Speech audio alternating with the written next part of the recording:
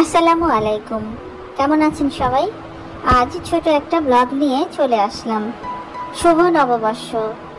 আজ বাংলা নববর্ষের প্রথম দিন। সবাইকে জানাই নববর্ষের অনেক অনেক শুভেচ্ছা। আজ এই জন্যেই বাসায় কিছু টুকটাক আয়োজন করেছিলাম। সাধারণ কিছু আয়োজন ছিল।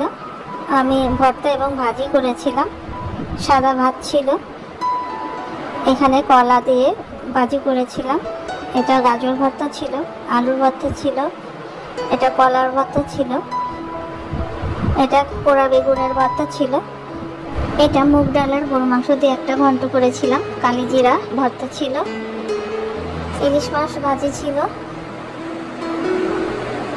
বেগুন ভাজি ছিল,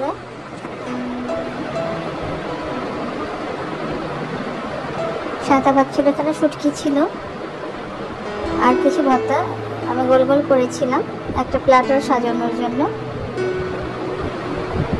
এই ছিল আজকের আয়োজন।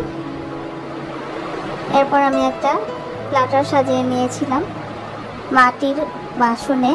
পয়লা বৈশাখ, মাটির বাসন না হলে কি চলে, তাই মাটির বাসনে একটা প্ল্যাটার সাজিয়ে নিয়েছিলাম পেঁয়াজ আর কাঁচামরিচ দিয়ে।